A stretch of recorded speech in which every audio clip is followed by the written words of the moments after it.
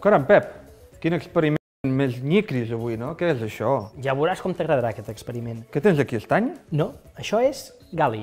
Oh, ostres, el gal·li és un d'aquests elements de la taula periòdica que van ser predits per Mendeleev quan encara no havien estat descoberts. El gal·li és un element molt interessant, perquè té un punt de fusió molt baix, no, Pep? I tant, només de 30 graus. Què vol dir això? Doncs que ara veiem que és ben sòlid, però només amb l'escalfor de les meves mans aconseguirem fondre-lo. Ho fem? Fem-ho. Però primer ens posem guants, eh? Molt bé.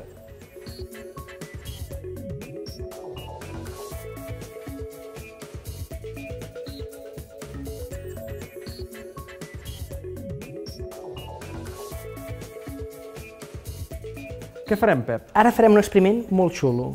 Per fer-ho posarem aquest vidre de rellotge amb el gal·li fos a dins d'aquest cristal·litzador.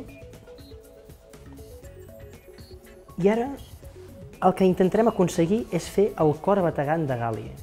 Aquí tenim una dissolució d'àcid sulfúric.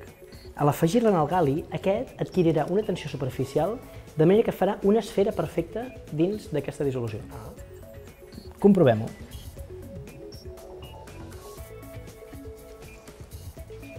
Aquí la veiem. Ja tenim l'esfera de gal·li fos.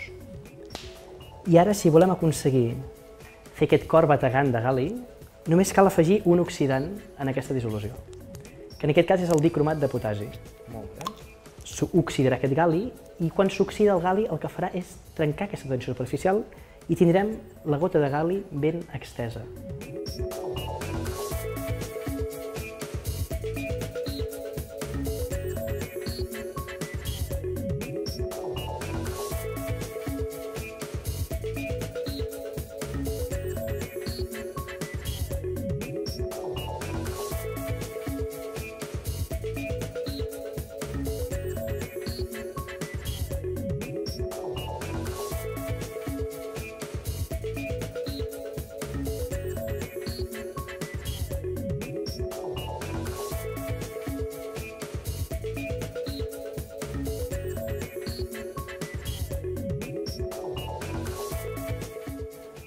La veritat és que sembla un ser viu, eh?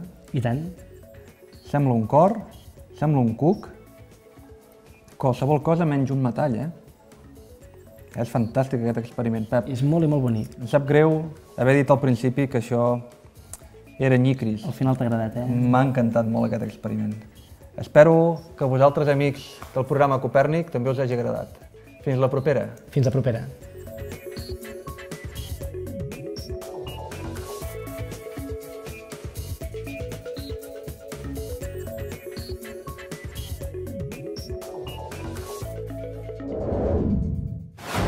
Doncs després